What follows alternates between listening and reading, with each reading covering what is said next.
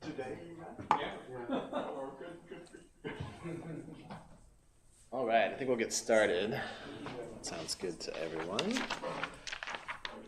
All right, good evening, everybody. Welcome to Beyond Baroque. My name, for those of you who don't know me, is Quentin Ring. I am Beyond Baroque's executive director, and we are here tonight with Vincent Katz and Paul Vangelisti.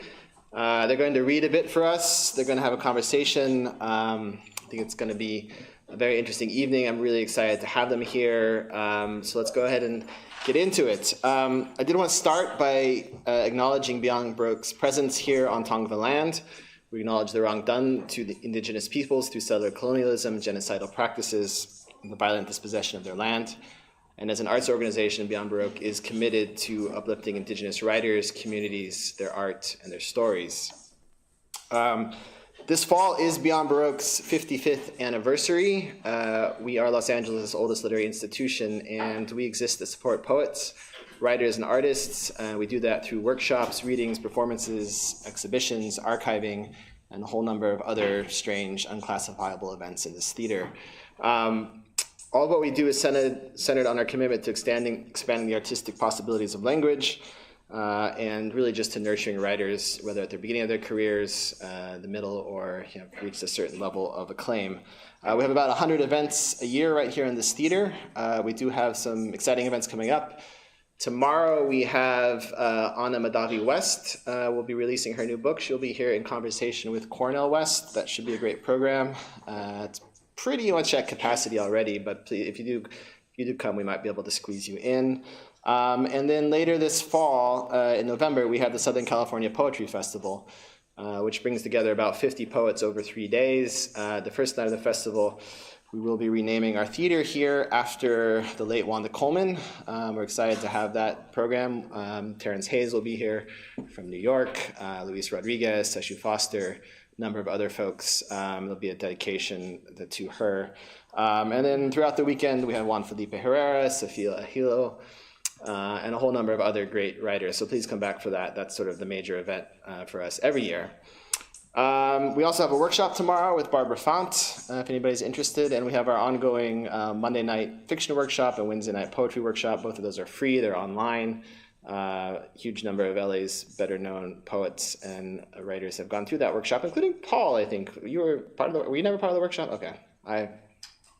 Occasionally I get my facts wrong. I was a visitor. You're a visitor, yeah. As me. But in any case, tonight we are very excited to have Paul and Vincent with us.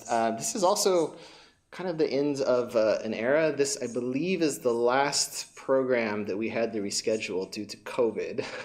This program has been planned for years, and we had to cancel it because of COVID, and then it got rescheduled several times, but for various reasons, it never happened until tonight. And so I'm very, very glad to be able to put it on, most particularly because Paul and Vincent are two absolutely brilliant writers, and very much looking forward. We're going to have them read a little bit. They're also going to have a little bit of a conversation, as I mentioned. Profoundly interesting thinkers on poetry and poetics, as well as a number of other subjects, music, as well as film. And so I'm sure we'll get into all of that with them. But thank you for coming. I do believe we have books in the books for sale in the bookstore as well, so they'd be happy to sign them afterwards. Please do pick up copies of their books. I think you'll enjoy them. So we're going to start with a reading from Vincent. Just to tell you a little bit about him, Vincent Katz has lived in the Chelsea neighborhood of Manhattan for much of his life, where he often writes poems on the streets and avenues. He's the author of the poetry collections Broadway for Paul, Southness, and Swimming Home, among others, as well as the book translations, The Complete Elegies of Sextus Propertius, which won the National Translation Award. He curated an exhibition on Black Mountain College for the Reina Sofia Museum in Madrid, and edited Black Mountain College Experiment Art, published by MIT Press. He recently co-curated a retrospective of the films of Isabelle Huppert at Film Forum in New York. I am very excited to have him here from New York, so please everyone welcome Vincent Katz.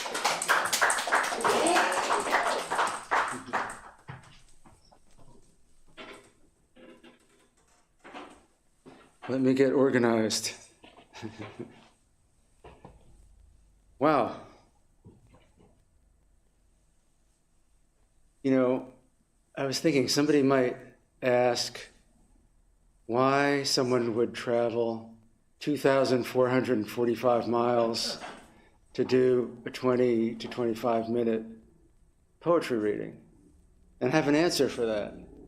There are really very few places in the world that are welcoming and supportive of poetry. The Poetry Project in New York is one of them, and Beyond Baroque is another one, and it's always kind of amazing to me and thrilling that, that both these institutions and a few others have been able to survive and do what they do and keep it at a high level, and also kind of real and in touch with the communities that they serve. So that's why I'm here. Thank you to Beyond Baroque, to Quentin, to Yvonne, to Jimmy, and to all of you for showing up. And a special thanks to Paul. We've been working on this for a while. I'm glad to be here.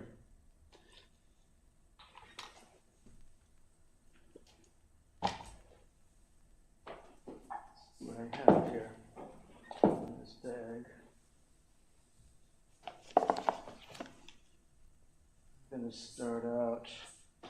Okay, I'm going to start out by reading some poems from my most recent collection. It's called Broadway for Paul. It was published in 2020. And I kind of left the title intentionally vague because I feel like we all have a Paul in our lives, or maybe more than one.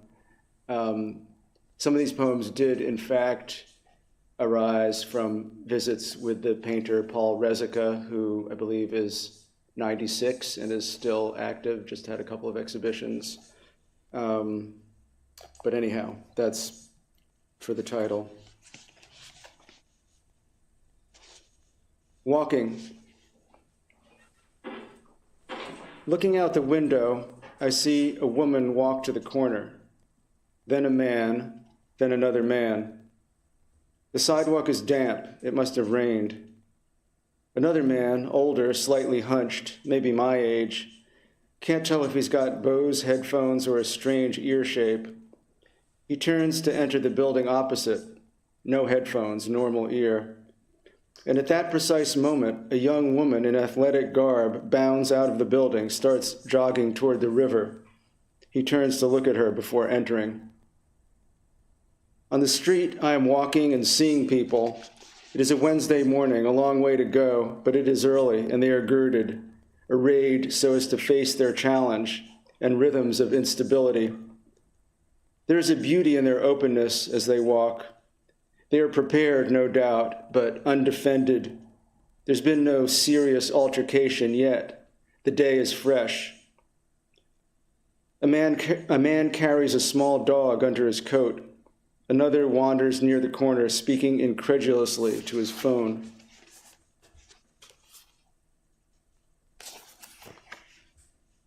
Avenue for Elaine Equi. Thin hips jog past, too fast for contact. Summer is here and the avenue is full. Train to win or train within. Everyone is young and friendly. Tonight, the rips in her jeans are real. And so I observe a couple out of La Mano comes and crosses holding hands. A woman, beautiful with hard hat after day's labor, wants someone cold. I again am correspondent, at least out here among my people. They who get ice cream, go to bars, opine, look for companionship.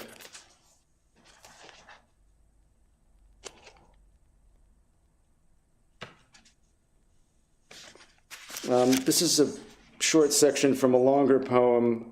I wrote a couple of these journal poems. They're kind of like prose poems. I mean, they're in prose, but they're also like a journal. They're dated, but I'm not going to read the dates, but it's from 2017.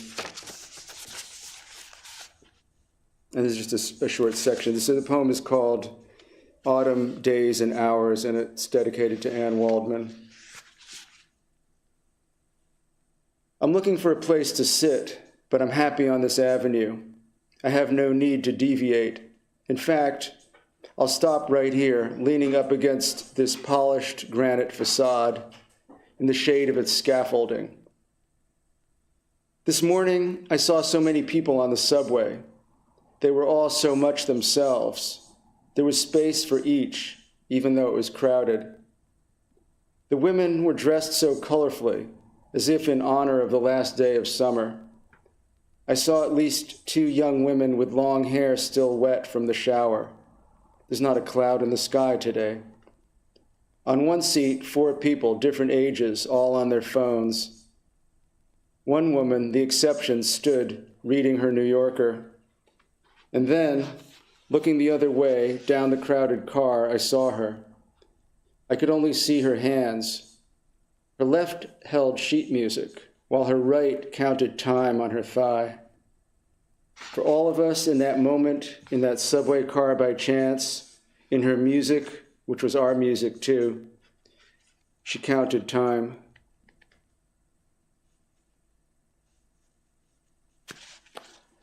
This is a short poem I wrote in Emily Dickinson's garden in Amherst, Massachusetts. Family. She chose her family, relinquished inconsistency. Seems to have abandoned abandon, but saved harmony. A garden existence. Rigor in place of grace. Grace instead of servitude. She was allowed to be.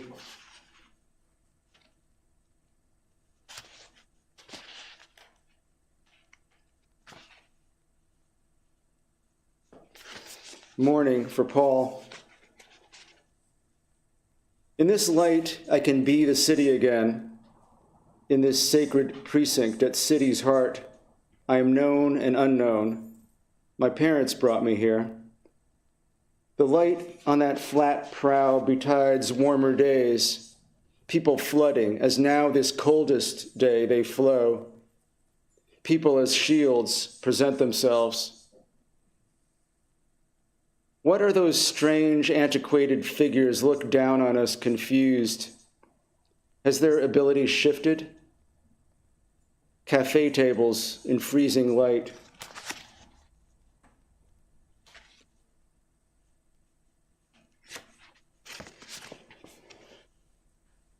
Hotel Empire.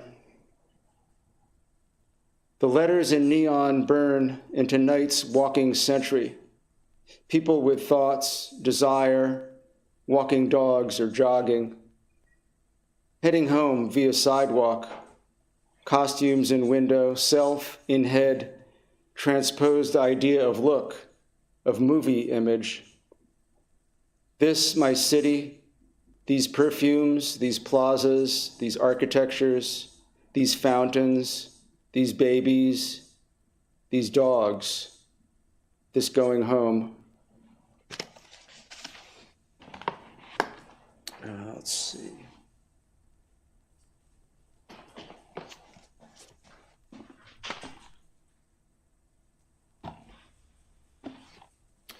Okay, I'm going to go back to an earlier book. This book's called Understanding Objects, and it was published in 2000 by Hard Press, Jonathan Gams.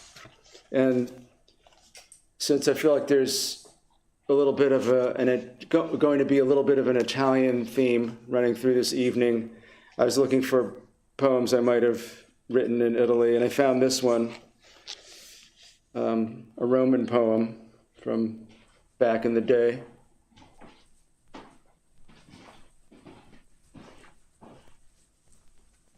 Villa Aurelia. The steps lead down, part of a view, whiteness, dense vegetation, girl out of a window. Night falls around the villa's grounds. I crave someone. In the dark, noise of people, candles, dirty streets, Italian faces.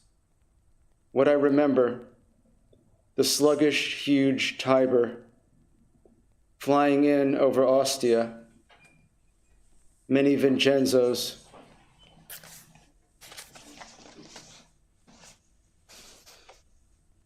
And this one, I guess, has a tangential Italian connection. The title is Vici d'arte, vici d'amore, which is a quote from I lived from art, I lived from love, from Tosca.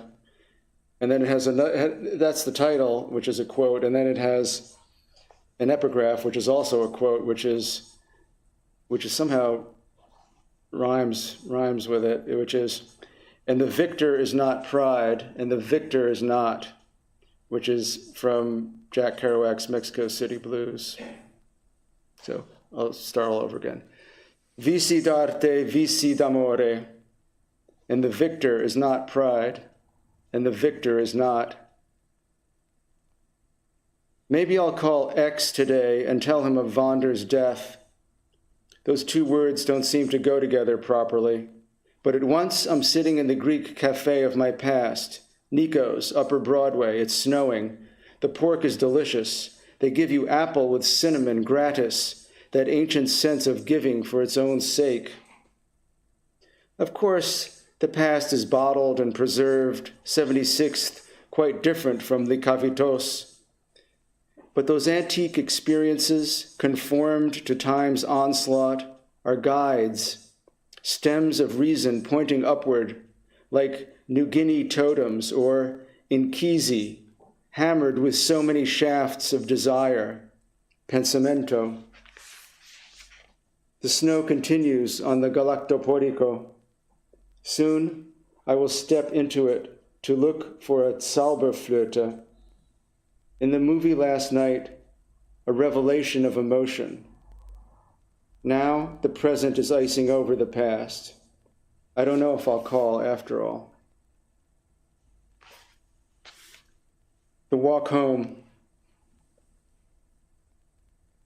Cherry petals in the churchyard, pale pink on wet black huddled, fallen from rain and wind. A week old, age makes them do that. Across Broadway, is it raining or not raining? Everything glistens in possibility. Kneeling, a boy speaks quietly to his dog.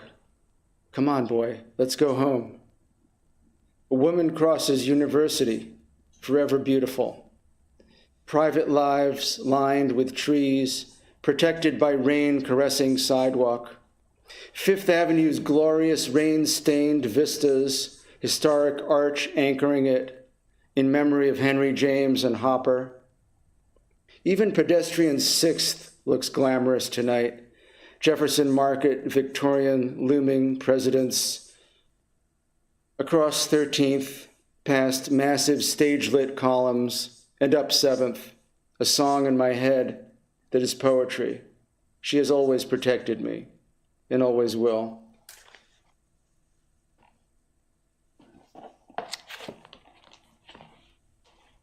Let's see. Well, then there comes a point in a reading where I always like to step out of myself because, you're only oneself, but through the marvels of translation, you can somehow suddenly become someone else. And that's always a relief. So, still in Italy, but 2,000 years ago, I'm going to read my translation of a poem by Sextus Propertius, who was in the court of the Emperor Augustus, along with Virgil and Horace, who are much better known than he. I think partially because he refused to write propaganda poetry. And there are a couple of poems in here where he explains why he can't do that. Let's see. Okay, I'm going to read this poem from his third book. He was probably in his late 20s when he wrote this. And they're very erudite. I mean, intentionally, that was their thing. They were going against what they saw as the bombast of a lot of pseudo-epic poetry. There were so many epics that we don't know about because they were so terrible and they have vanished. But these poets, starting with Catullus, were really trying to write smaller poems and poems that were sort of had these maybe mythological allusions, as this one does. And I don't want to get too bogged down into it, but I just want to read one note.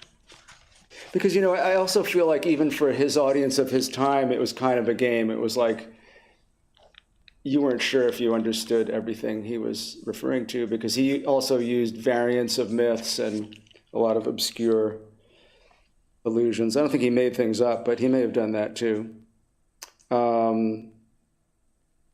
There's some mythological things. There's Furies, and he refers to the beggar in the Odyssey, in Book 18 of the Odyssey, whose name was Eros.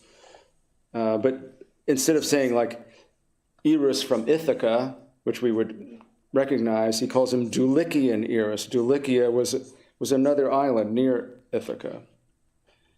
Was he from Eros, from Dulichia? We don't know, but he might have just been making that up. But what I want to tell you about is Titius, the giant Titius. And here's his deal. Titius, in a punishment similar to that of Prometheus, the giant Titius, for his attempted rape of Latona, was chained in Hades, where vultures ate his intestines, which were perpetually restored, so that the punishment was endless. As he was chained prostrate, his body was said to cover 9 acres. So that was like a standard riff on him. It's just something that comes up in this poem. But knowing that when he refers, you hear him talking about Prometheus, there's a connection there.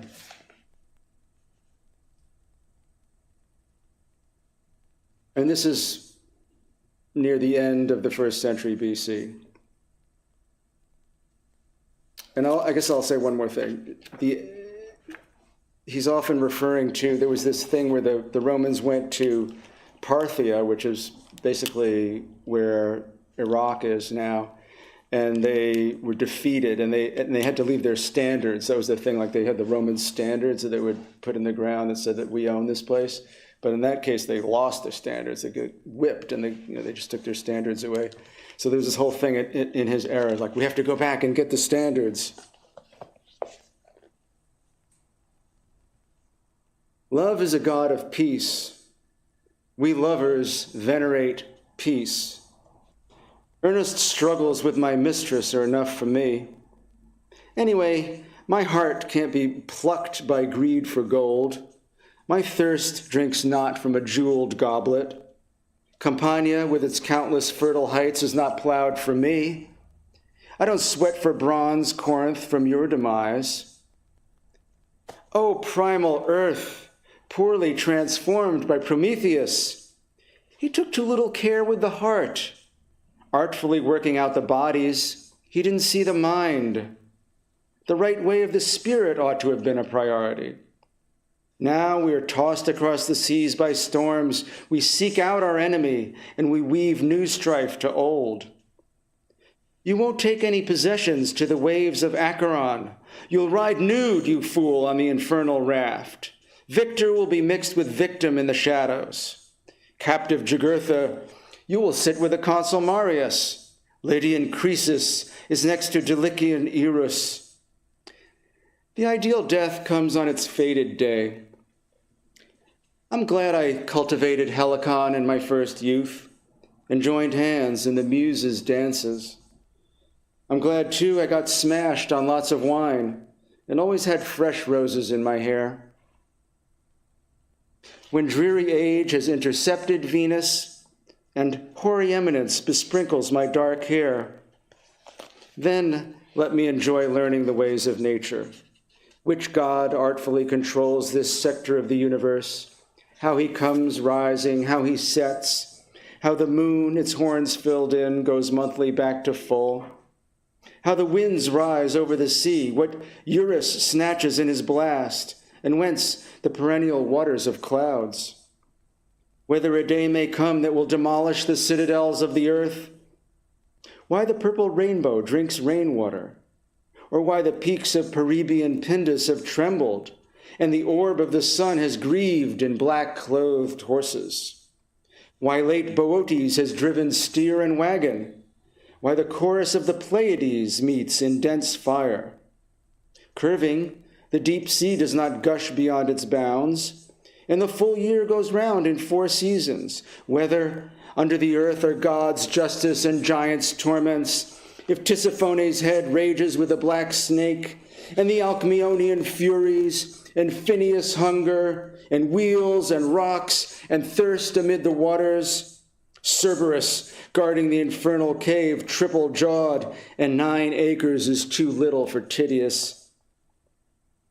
Or is this a made-up story handed down to ignorant mortals?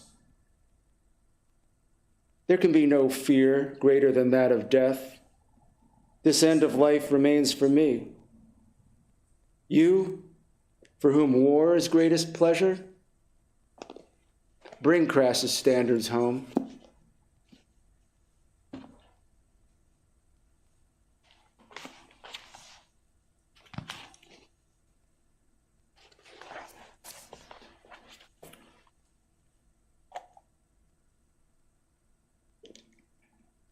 Read a couple of poems that I wrote in Rome. This one was 2002. Oh, and this is the book that Emilio Mazzoli published. I think later we'll be discussing some of his publications. This was published in 2021, the book. Poem. I could never comprehend the mountains. The snow lay there, and here the motorcycles. Seeing the lights at night is such comfort.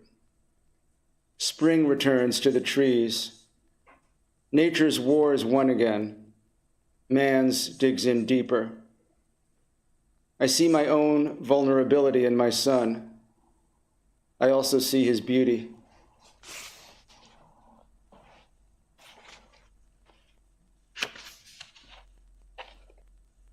There's also Rome.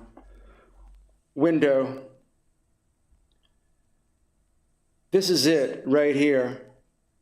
You can't say you wanted any more than this. Looking out the window, looking at the window. What is there is what you will always remember, what you always wanted.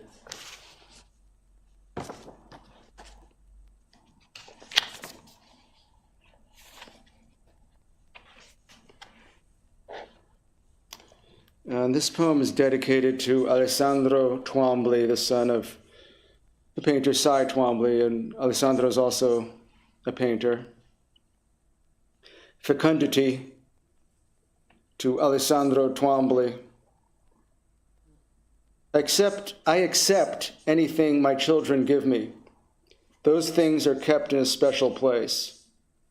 The place of my own things has less and less importance. If I travel to another place, it is not because of me. This is something I am learning over and over. Eventually, a calm overtakes the situation.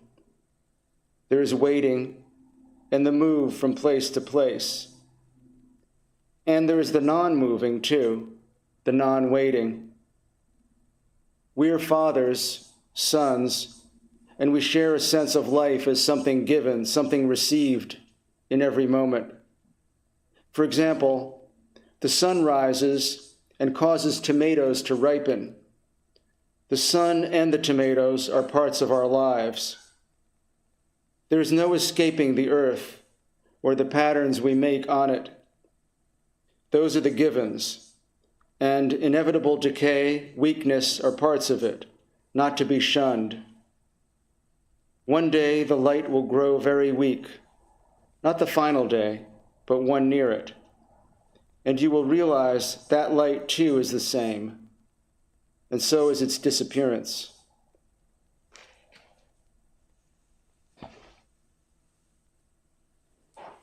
And so I'm going to finish up with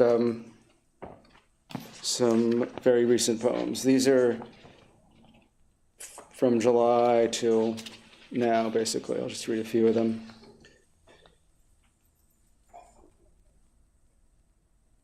The moon, embraced by mist, hovers on a wet backdrop.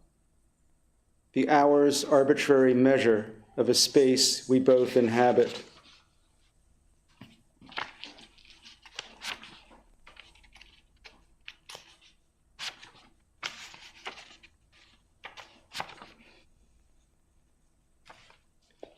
Surrounded by high rises, still the ancient flows in, allowing space, whether here or in areas unbeknownst. Flavors I'd share, allowing for solitariness. A fresh silence commits, and then briefly action, in a film somewhere being seen, and offering something of oneself, able then to go out and take the street.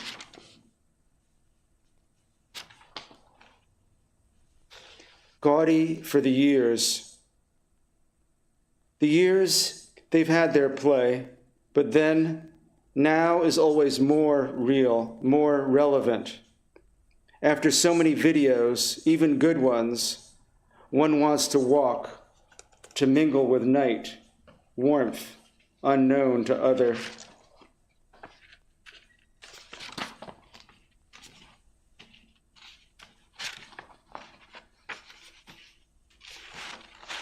Maybe I'll do two more.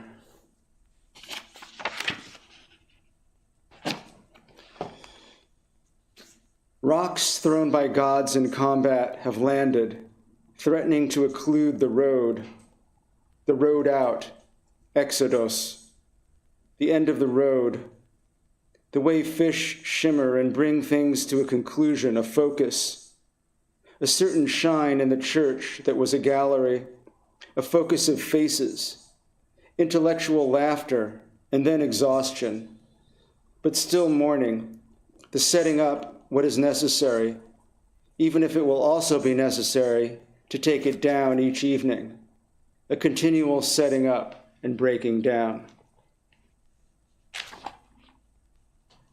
And this is the last one. I have to give a nod to the World Series, which is starting tonight, and this one was actually written 3 days ago, I guess. It was the last game of the NLCS, and the pitcher kept pitching a pitch which they called a knuckle curve, which was new to me. Although then I saw somebody else was also pitching it. Knuckle curve. The curve keeps hitting, moving toward the breeze, occurring with less frequency as the batter whiffs a second time, assuring excellence is accorded elsewhere this time around. Thank you.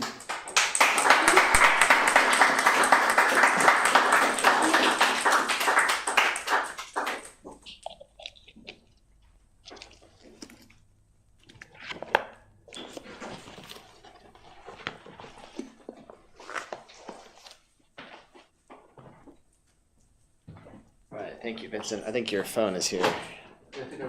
Oh, keep it recording. Sure. Oh, absolutely. Thank you, Vincent. That was lovely. Next, we have Paul Vangelisti, who is the author of more than 30 books of poetry, as well as a noted translator from Italian. In 2020, the collection Motive and Opportunity was published by Shearsman in the UK, while in 2021, Liquid Prisoner appeared from Lithic Press in Colorado. More recently, his collaborations with the artist William Scherer, Fragment Science, was published by Edizioni Olveri in Milan. In 2015, he edited Amiri Baraka's posthumous collection SOS, Poems 1961 to 2014 for Grove Press. In 2006, Lucia Reyes, in his translation of Emilia Rosselli's War Variations, won both the Premio Flaiano in Italy and the PEN USA Award. In 2010, his translation of Adriano Spatola's The Position of Things, collected Poems 1961 to 1992, was awarded the Academy of American Poets Prize. And from 1979 to 1982, he was co-editor with John McBride of the literary magazine Invisible City. He lives in Pasadena. It's always a pleasure to have Paul here. I think he's done a huge amount for Los Angeles poetry, opening it up to the European avant-garde, and it's just an absolute joy to hear him read. Please welcome Paul Vangelisti.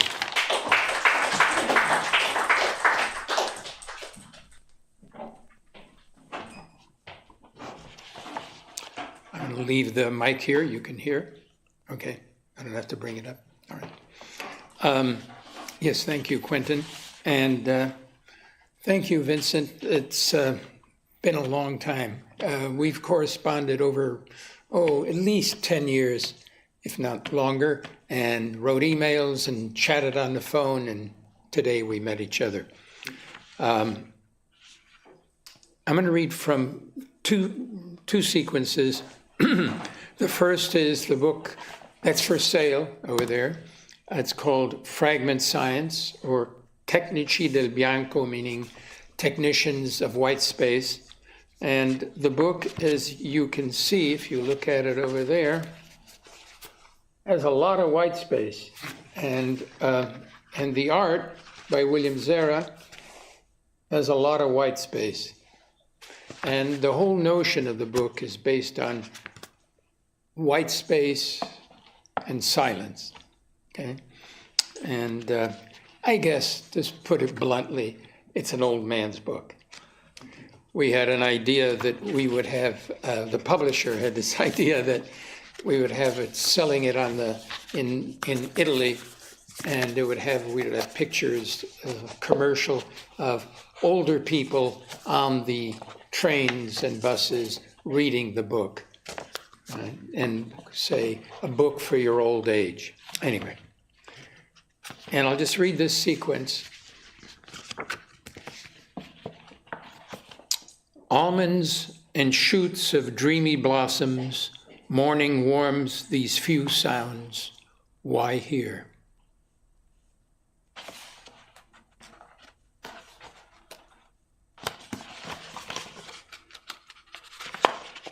Start anywhere pain isn't.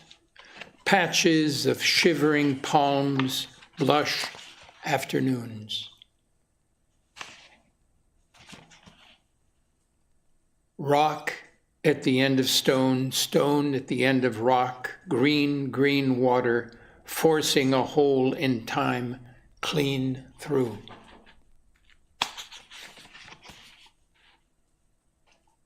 Everywhere, heart's legend, dreamy evenings unforgettably blue as a sliver of light atop roof tiles.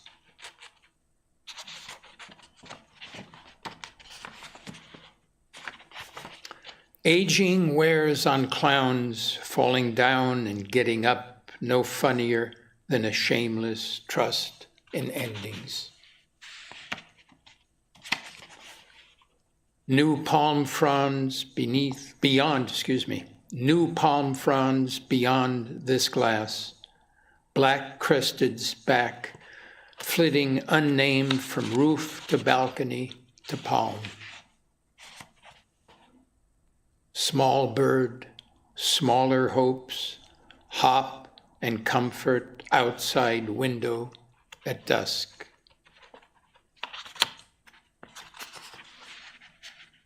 Persuasive light swaying green without glass between.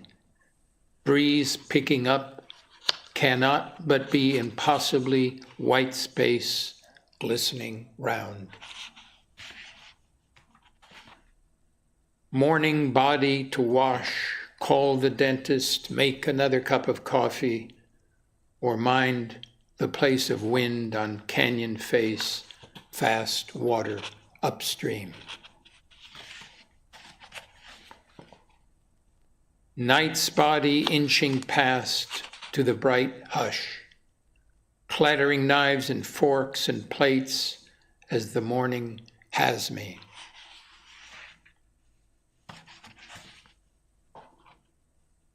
Why here? The restless question remains. Adrift in melody, a latitude abandoned to reckoning.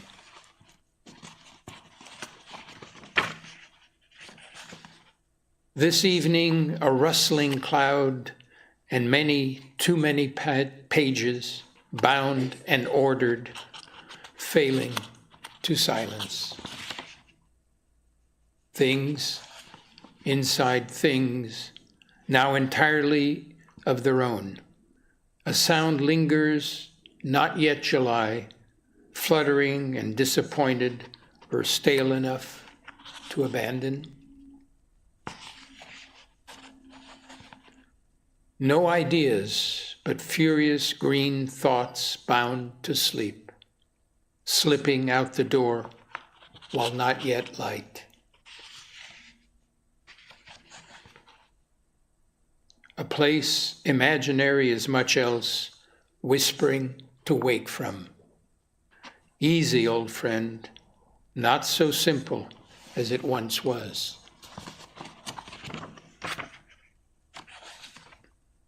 Something about sunlight splashing on one's ankle. A breeze just now kicking up, and sit down to write.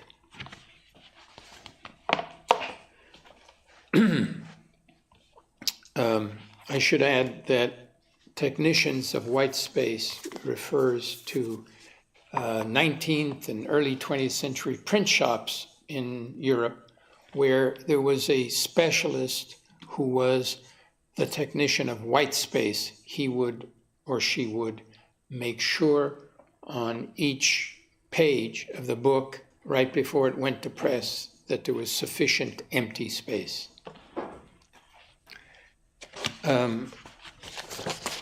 In contrast to the book that's here for sale called, it's a variation on Shakespeare's sonnets, and it takes half of Shakespeare's sonnets, 77 of the 154, and does variations on it. This book, and that book is called Liquid Prisoner. It's for sale out there. This book came after that and was a kind of reaction against all the rhetoric, all the words, etc. Following this book, I've been working on a new book that should be out by the beginning of the year, working on it for the last 2 years, and it's called Just in Time, titled from a jazz standard that probably, I'm not going to hum it for you, but I remember when Emji Baroque did some poems, he had a series of poems that were based on jazz standards. Before each one, he would do, and he would hum them along, right? He had a much better voice than I did, and I do. But, so I'm not going to do that, but I think you, just enough probably to say that of the book's 46 or 47 poems, all but 2 of them, which I'm going to read those 2 tonight, all but 2 of them bear the titles of jazz standards. So if you know the standard, either instrumental or the words, you can hum along in your own heads, okay? And the first one, and most of these, I got to admit, as I was choosing them today, they were mostly either Thelonious Monk or Bill Evans, 2 of my favorites, piano players. I don't know why, but piano players. The first one I want to start with is, and it's the first poem in the book, it's called In Walked Bud. It's Thelonious Monk's homage to Bud Powell. Yours, mine, everybody's, out of the night, as came Orpheus and Parmenides and the rest of the ancillary personnel to fill the room and get the place jumping. That was it. Mostly ambition when I was barely 15 and heard the downbeat and the sound filling every chair. Once Orpheus blew in Thrace, although Aristotle denies he even existed. In Aleia, Parmenides knew that it'd be the same thing to think and be blowing, and all the while the earth been deeply rooted in water. Until Bud walks in after school on my friend's father's stereo somewhere on the downslope of Lone Mountain. Monk was there, of course, and Ellington and Gillespie and Mingus and Sonny Rollins, and I think Paul Desmond. Little ambition left, but for the demotic stepping into a not too grand room to blow invisible. And the sun setting here, flush on stucco and roof tile, along with the outrage of talk peddling death to every corner of a not too soon enough perishing empire. Times in North Beach, when who's on first and what's on second, and learning how to blow to absolve the bus and step to the invisible in amplitude of Los Angeles, until coming to know angels of bedazzling angles, east to west, west to east, and all the awful words between. Until blowing anywhere for what's left of the romance of Bud again, old guy in a slouch hat next to the door.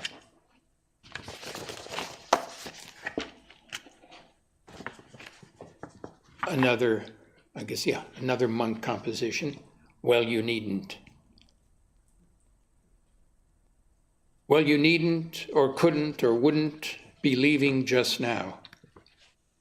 Might become a sunny morning or a mild night on the avenue when sleep abandons the swoosh of tires like a river rising in and out of memory. Unless a biography of Schopenhauer's to be no longer than a dream with crime left out till the end. Or maybe only the beginning, when rhyme finally asserts itself, leaving everyone shaking their heads. How's that for an ending? Or the customary pause in a chain of events? The birds do it, but the bees won't be strictly counting syllables so you could tell. Stepping slow in the middle of the night down a dark hall to a desk and a single lamp, scribbling to return to another morning. So where's the everyday in all this? Like the squealing tires along the boulevard sound, who's changing their mind, who's not ready to go back home.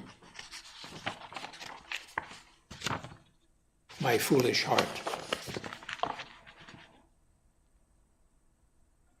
Take care that the fallen leaves rhyme a blanket as you wake, the soft hillside head to foot, favoring a dusty sound and a drift of melody dwindling among bare branches.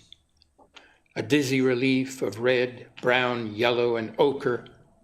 Beware this gentlest slope of toppling memory and early morning voices catching a breath, collapsing rhyme between love and fascination. I got it bad. Doesn't always have to be night for satisfying what dazzles. Battle how you will, sky and hushing water. What is or isn't hard is dreaming a simple tune to assemble the unborn who are dreaming no different. Bad is good and good's how you sleep on a full orchestra hungering for memory. Stop counting. What you don't is more important to living impossibly like music.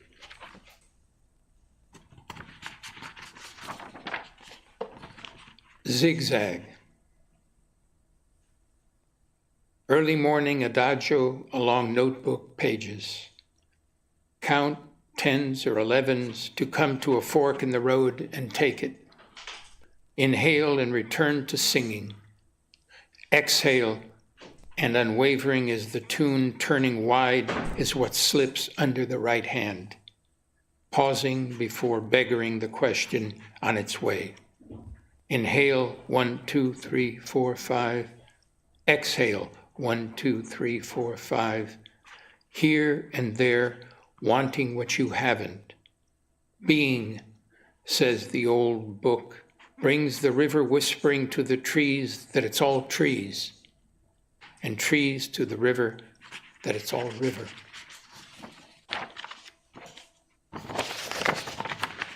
Lucky to be me. Nattering birdsong along the hillside shimmer, old dogs lazing on a terrace, olive trees and laundry aflutter over too many years of puzzlement at one's return. He, and no longer he, me and not me, to chance upon scribbling after lunch. A nap, maybe to refresh the compass with drowsiness bullying her way in. Not so old, you might even say, or old enough to make one glad of such a careless afternoon, favoring dusk come to mind.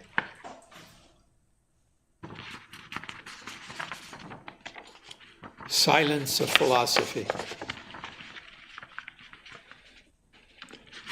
Is this where we were heading all along? The question, scarcely a thought, came with the second flight of uneven, weathered stone tumbling from my eyrie down the facade of this narrow hilltop house. Why the pleasure in fragments, in what's left or at least unexplained? Or is it a fact so unsettling, the unsaid compelling to the point of distraction? Questions excuse talk, much too showy in their incomprehension, treacherous as the centuries-old staircase where this began. Sirens have wings and hawk's feet in the ancient depictions, maybe summoning a kingdom of air to the risky arrival. A June shower now along the drain pipe and gutter, birdsong glistening deaf to the thunder. When Dorothy Wordsworth notes that William and Samuel fussed an entire day over an epithet for the cuckoo, she wasn't embellishing. Some shore their fragments as you and I long to make them speak. Who's easier with silence, more accustomed to ruin, or simply unprepared?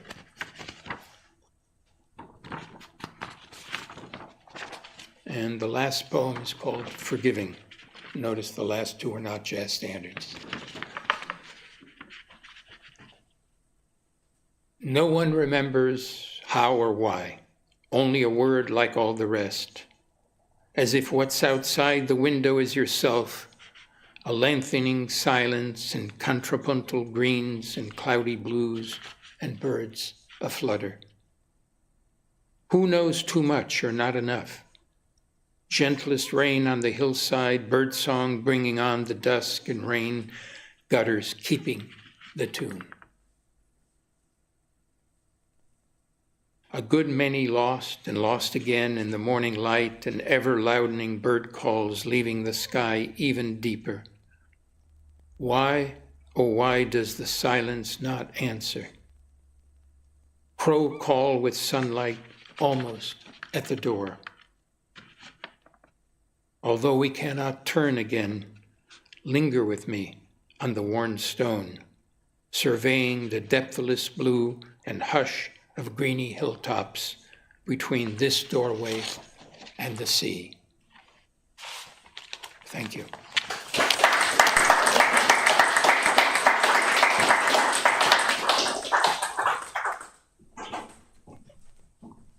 You gonna stay up here? All right, yeah, I think you're gonna stay up here. We're gonna have a little conversation between Paul and Vincent. Yeah, grab some water. And do you need more water, Vincent? Are you I good? do, you actually. Okay. You have another one there? Yeah, I'll grab them real quick.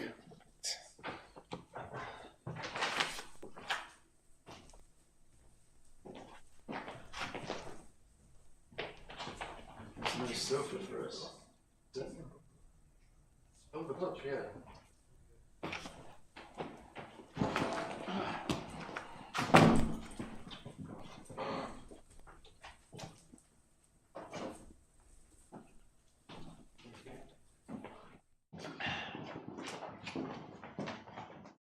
And we have mics with this nice sofa.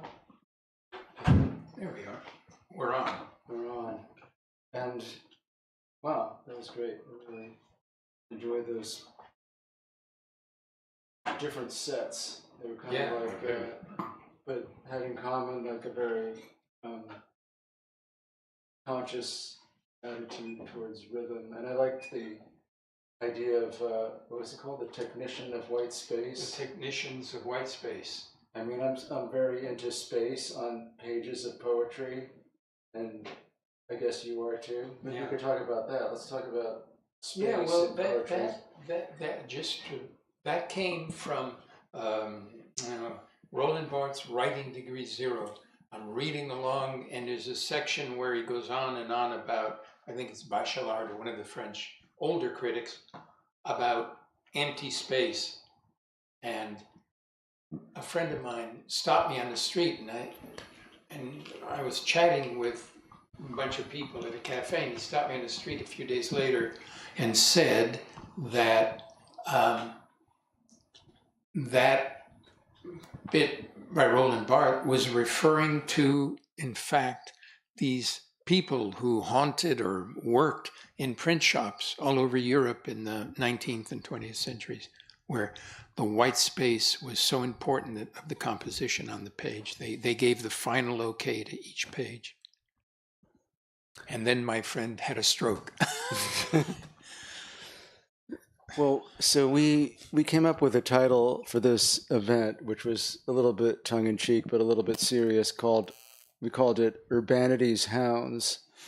And then I thought, well, people could maybe say, like, urbanity seems like out of touch, but I don't think that it is. And I was wondering, like, how would you define urbanity?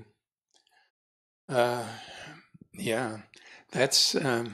I suppose that for me, it's really a basic condition of poetry, of all art, that is people coming together in an urban space. I'm not although, half of these poems, the last ones I read, were written in the country, certainly.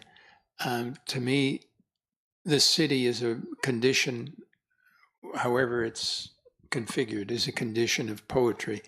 And also of the other thing you and I do a lot of, translation. I mean, without the city, to me, so one thing, I assume that poets work anywhere, but I just can't see that many translators working out in the, in the boondocks, in the tundra. I mean, translation to me is a very urbane kind of endeavor, right? To bring people together, to bring cities together. And at least in America, and probably in Europe, certainly, cities now are a big conglomeration of languages. When you walk around a city in Europe, you hear, as well as LA, you hear so many languages and you see so many signs in different languages. So, I think it's a necessary condition of my writing. I don't know about you. I mean, you are called a New York poet. It's the only city that has a school named after it, isn't it, in the U.S.? San Francisco. I think San Francisco poets, but there's not one major tradition. Right. There are a few. There are quite a few. Well, I was thinking of, urbanity. I always go back to Baudelaire and the Painter of Modern Life. And the Painter of Modern Life was not Manet, although he loved Manet too, but it was this guy called Constantin Guy who hung out in bars and did sketches and was kind of like a sketch artist, I think. I mean, maybe a little bit better than that. But that always impressed me, that Baudelaire would find this person, and, in the Flaneur, the person of this who knows the street. I think that's part of urbanity to me. And then hearing all these terrific poems based on jazz standards, just thinking of all those artists, but Thelonious Monk came to mind. Like, he seems like supremely urbane, right? Right. In his music. And you can't really define it in a way except rhythmically and melodically, and the way he worked from stride piano into what he did. But exactly, I don't have any other factual information that would lead me to say that. The way he dressed, you can kind of tell by his whole presentation of himself. Yeah, I think the city, I mean, obviously jazz is really city music. I mean, in all its incarnations. I mean, the city's changed. It starts in New Orleans, then goes to Chicago, and then New York. I mean, and each time it was a vast change in jazz and the way, and above all, the language of jazz. And each time in each new place, it brought along the older language. I mean, it's important that you say that Monk was a stride player. You hear him, he farts around with that beautifully in some of his. One of my favorites is the thing called Standards. It's mostly solo piano by Monk. There are a few at bass and drums, but mostly solo. And in that, he'll keep throwing in, the stride thing every once in a while. Just, you could tell he's just having a good old time doing it, He'll do the little tinkle at the end, Mm-hmm. And he learned stride piano in his community in central Manhattan. I mean, it is a little bit like translation, the way you're describing it. It's like you inherit something and then you translate it into something else. I think that was a continuum for jazz musicians. Yeah. But And for many musicians too. I think that's, I don't think it's unfortunate, or fortunately or unfortunate, I'm too old to sometimes make those distinctions, that somehow people expect poets to come out of whole cloth to appear, like, what's her name? Oh, the goddess of love, appear out of the... Aphrodite? Aphrodite, just appear, right? And I think people forget that poetry, like music, is in a tradition, that comes, and the tradition doesn't mean something hidebound or conventional, etc. It comes built on the work of many people that have come before.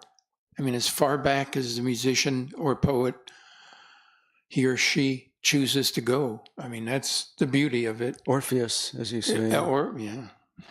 Orpheus, who we're not sure he existed, but Aristotle says absolutely not. And some other philosophers say yes.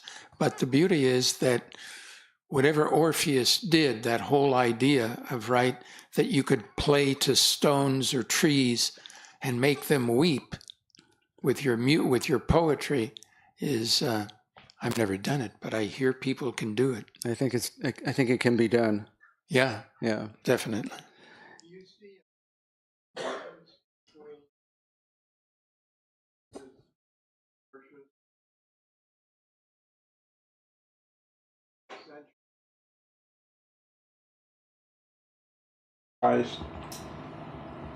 In terms of meaning? Between then and now, you mean?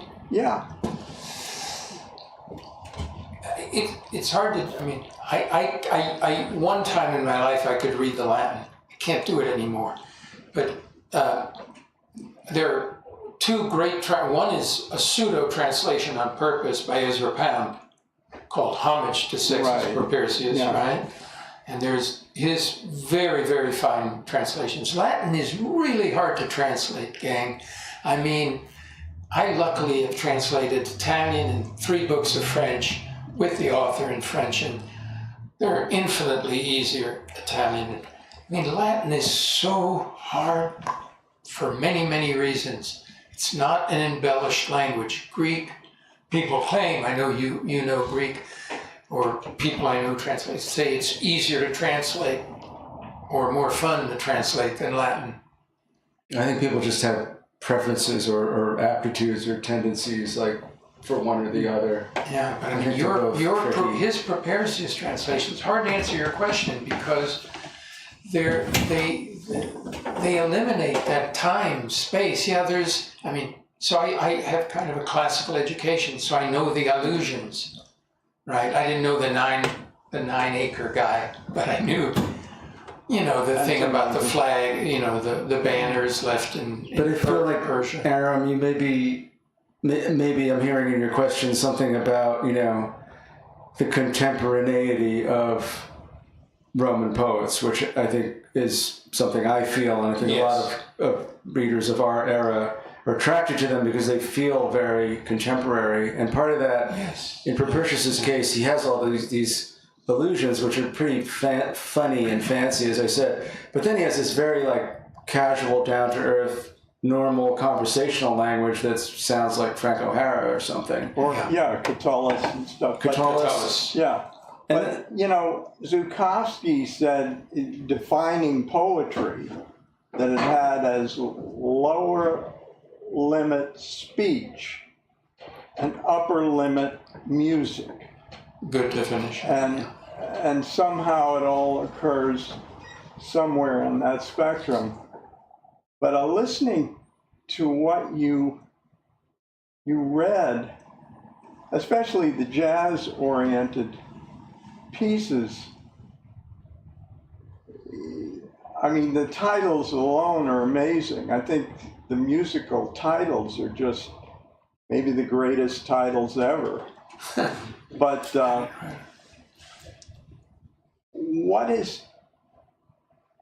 are you making a song?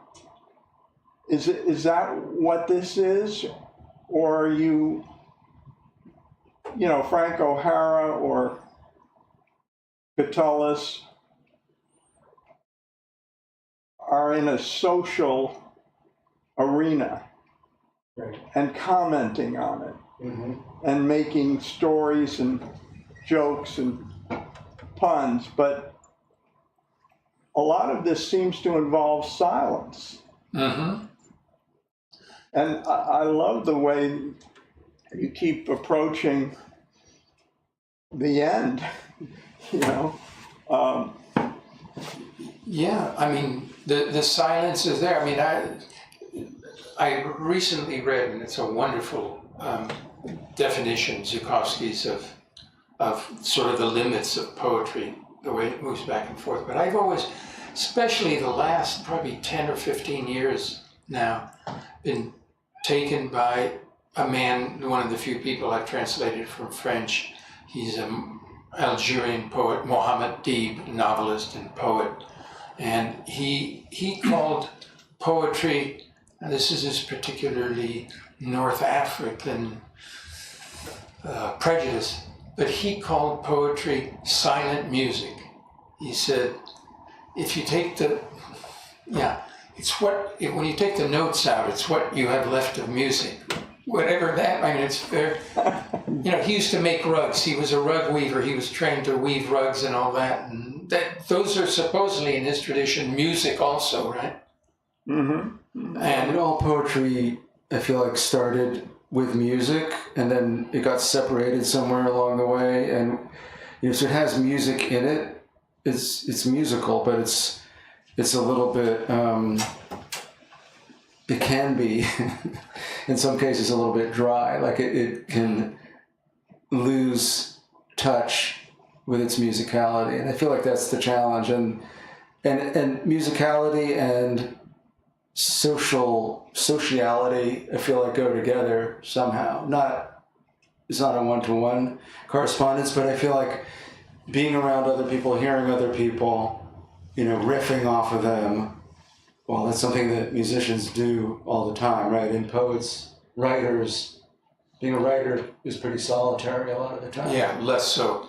Yeah, unfortunately, less so. Yeah, in somewhere in these, or maybe ones I didn't use today from the jazz book, I talk about impossible music. Impossible is music. And I think maybe that's what I was trying to get to, and hence, as you suggest, moving towards silence. Because that's music too. How do you relate to the new jazz of people back in the day, like Cecil Taylor, 70s, 80s. Albert Eiler? I love both of those too. When I had a jazz show years back in KPFK, the afternoon jazz show that was mostly the new thing, new sound. That was the 1970s. Okay, it was called free jazz. There was another name for it, right? And the program was named after an Eiler composition, which, if you want to know what that sounds like, it's on YouTube. It's 6 minutes long. It's called Ghosts. And that was the name of the program. The program I did at night was Goodbye Pork Pie Hat. That was Mingus, dedicated to Lester Young, the king sort of that bebop. Prez. Paul, I wanted to ask you a little bit about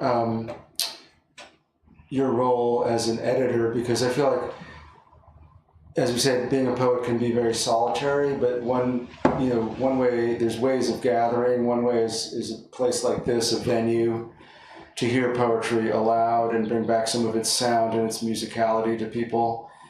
But also a social aspect, I feel like, is in editing.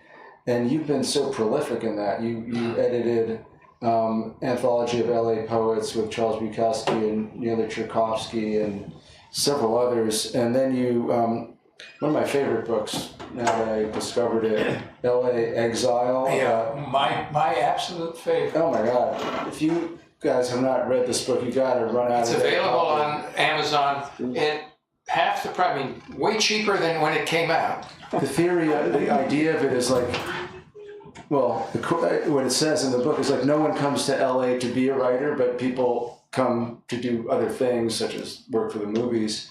But a lot of people end up being writers in LA.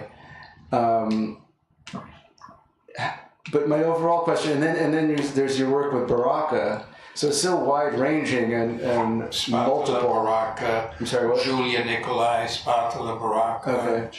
I've edited Corrado Costa, all those people. But could you talk a little bit about editing journals, editing anthologies, journals, and then also working with somebody like Baroque? That's an easy one, because the other day, the other day I realized that I first published somebody else's work before I published my own. That is, the first book I ever edited was by a poet who is still alive. He's 87, I think, at this point. A British poet named Peter Clothier, who lived in LA, was an exile, an expat, and I met him in graduate school. He was teaching, I was in graduate school. And from then on, it was 1970 was the first book I published. My first own book I published was 1973, 72, 73. So I've been, for 54 years, I've been publishing other people. And for me, I think I used to have a sort of a snide answer. I used to do that so I could have stuff to read, because I didn't like the stuff that was out there to read.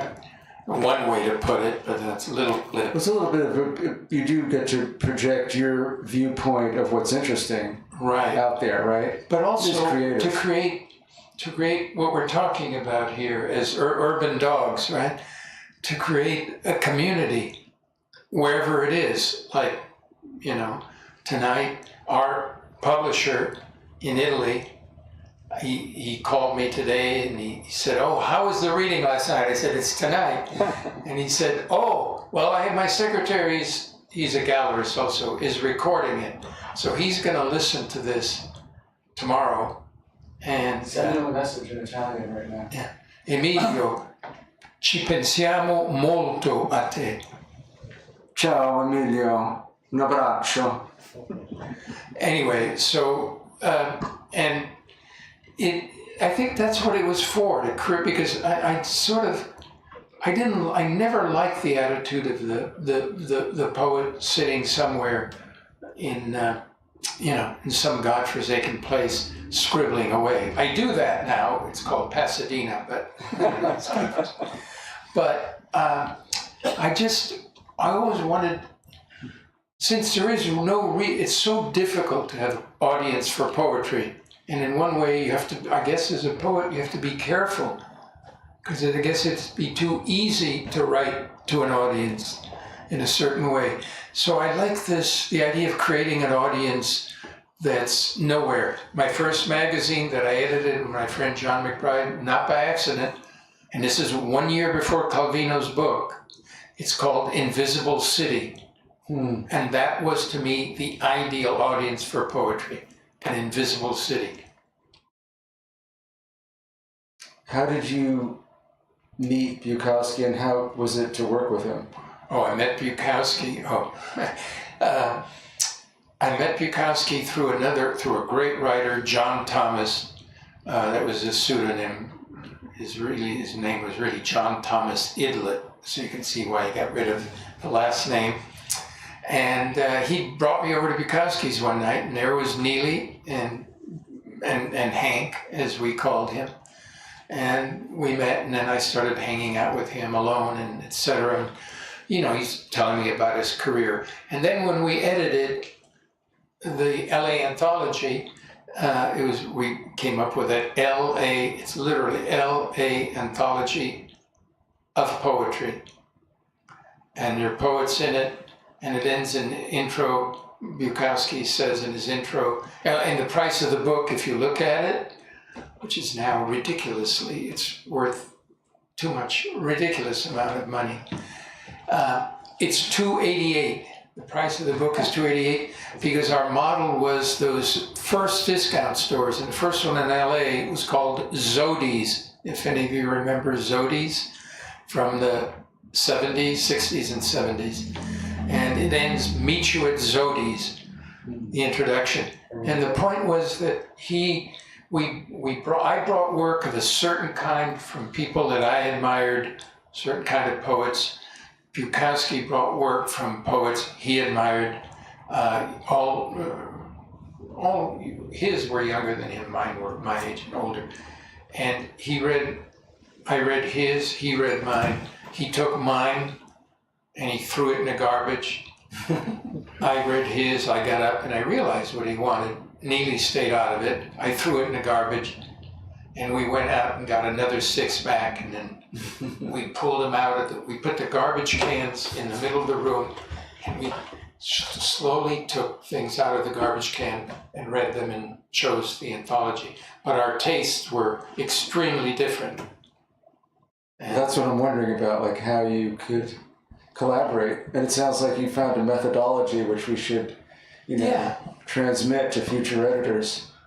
Clarity. That was, we both agreed on, which is George Oppen, who our publisher did a wonderful selection of Oppen's work with Alex Katz's illustrations about, 6, 7 years ago. And Oppen, who I met, always insisted on that word. He even says in word, clarity, clarity, clarity. My whole life's been given to clarity. And I thought, and that underneath all that bravura, right, of Bukowski's and all that gruff stuff was, clarity. The idea of what we thought was the clearest writing. And when he meant clarity, he wasn't talking about writing that's easy to understand. He was talking about writing that delivered what it was thinking about. It was clear, yeah. Yeah, it was clear. He has a great title of one of his books. It's just This in Which. Oppen? Oh, yeah. Yeah. That's one of the 2 books, This in Which, and the first one is The Materials. Yeah. This in Which is my favorite book of I Oppen's. love that title. It's got all this stuff going on in it. This in Which. Yeah, he has in it, I highly recommend it. It's called A Language of New York. It's one of the great New York poems, though it's not the usual New York poem that one thinks of, but yes. Well, does anyone want to ask Paul a question or me a question? Vincent, please. Vincent, does your father read your poems? My father is a great reader of poetry, and that's, I think, where I got it from, because I just grew up in a house that was filled with poetry. And he would often read poems aloud to me, like just not as a thing, you know what I mean? Not sitting around the table or anything, but he would just like, hey, listen to this. And like he'd be reading this book and he'd read a poem to me in this kind of like strange reading style a little bit. But it made an impact on me. Yeah, he reads my stuff, and I think I was saying earlier that he has an amazing memory. Like he'll remember things that I wrote that I don't quite remember. I was like, the last line of that poem, and I'm like, oh, was that the last line? And then I'll go look it up, and sure enough, he does remember it accurately. So, yeah, 96, right? Yeah, it's 96. But it's a good question. It's interesting to be around people who read poetry, I feel like, because not everyone does. Unusual. I heard unusual back there somewhere. Yeah. Yeah, it's true. Yeah, I just wanted to say one more thing. That your poems, not uniquely, but your poems specifically sort of imitate his line. Alex is famous for getting a tremendous amount out of a very simple mark. I mean, it's almost all negative space. and yet it has tremendous velocity. And that's the way your poems seem to me too. I mean, they're very simple and straightforward, and they end without a punctuation mark. And so it seems like almost the verbal analog of his line. I appreciate that. I appreciate that comment. Yeah, I think this is something I actually wanted to ask Paul about, but I feel like I've often written something in a certain way, like a body of work, and then I want to write in a different way. So, but then there's only so far that you can really go because you're you and you have your own sensibility. But so I feel like early on I was definitely like overtly influenced by his aesthetic, and then later got into different things. But some of them are still related, like classical poetry. I think has that. There's the surface, and then there's the interior. And so some of my poems, particularly some of the ones from my book, Broadway for Paul, they're like, I mean, the way that book came about really was they were all written post the election of Donald Trump. And so they're, in a way, in my way, political poems. They were a reaction to that fact and everything that changed because of that. But my reaction was not to really write political poetry, although there are a couple that are, but it's actually I was trying to make myself really vulnerable in the flux of humanity on the street. And so, they're seemingly simple, but there's a lot of complexity inside them that some readers might see and some readers might not see. It's kind of a little bit like classical poetry in that way. Yeah, it was pretty. Yeah, the contrary.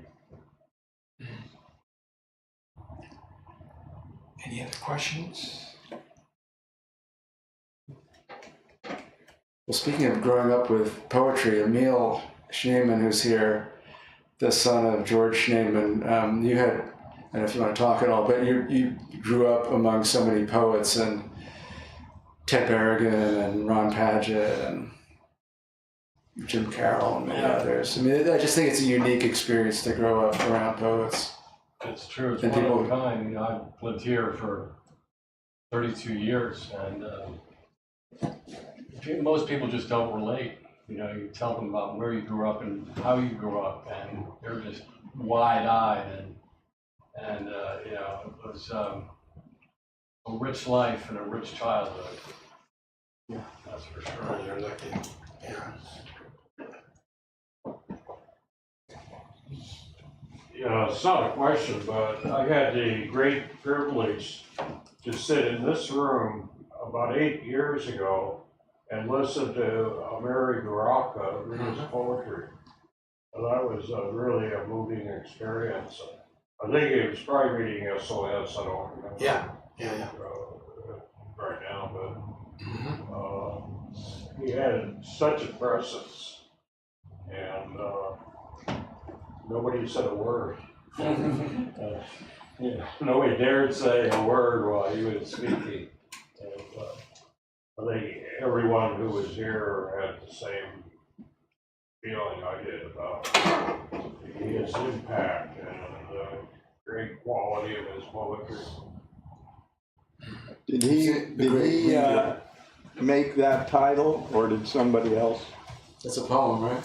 make it? Yeah, what happened, it was put together posthumously. Uh-huh. I had put together a book, and we called it his title, called Translucency. I went to visit him the only time I went to New York, and then New York, he wanted me to go to Newark to his house and all that. I went to his house in Newark, and he played this tune from 1944, a Duke Ellington tune that I'd never heard of.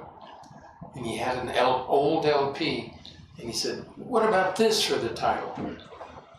Because it's not in the collection, it's just Translucency. And Ellington called it a mist that you can almost see through. I think that was how Ellington had these. very strange pronouncements. And then that was that. That was 1996. And then in a year before he died, his agent, who was his old agent from drama days when they published, at Grove published The Dutchman and those other, small books with his plays, Slave Ship, Dutchman, one other, I can't remember, called and said, we'd like to put, Miri's, getting up there. He was ill. I didn't know how ill he was. He had diabetes.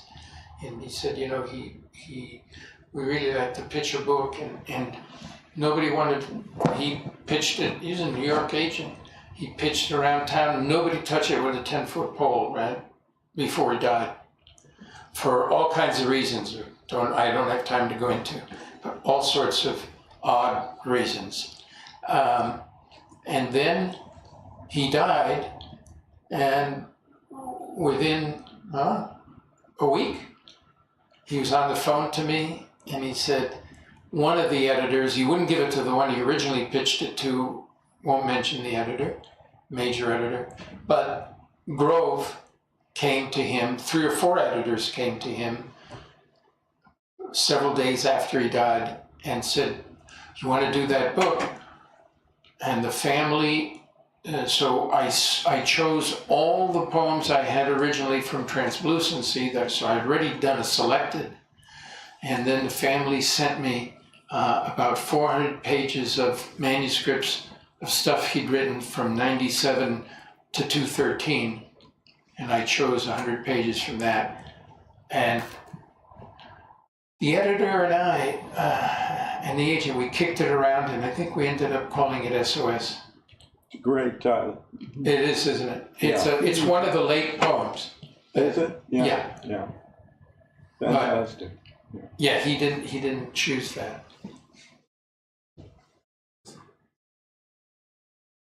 Yeah, well, about the writing of poetry. It's not the mechanics, but does the writing of poetry create a linguistic after effect or a natural reflex, not a repetition, but a reflex that comes when you get into the act of writing. Mm-hmm. Yeah, especially, in all of them, but especially like you're a good listener. Is that Will? Yeah, You're a good listener, Will. Especially in the jazz poems. Mm-hmm. It's got to end up being reflex. Mm-hmm. To a linguistic reflex. I think that's another definition of poetry. A linguistic reflex. It's a good one. Yeah, to hear what you're hearing. And that can apply to anything. That can apply to anything, I think. Like what you're hearing, what you're seeing. Yeah. Those poems are ekphrastic, but not with a visual source, with a sound source, which is interesting. And words too. Some of them have, like Zigzag. I think is a Sonny Rollins. Yeah. Sonny Rollins composition and has no words. There are 2 in the book that have no words, but the rest all have, their standards. So they came from musicals and all that. But yeah, so it's words and music. They're reflexes too. Reflex. Linguistic reflex. Good one. Yeah. Anything else? I think it's about time. Yeah. Thank you all for coming. Thank you.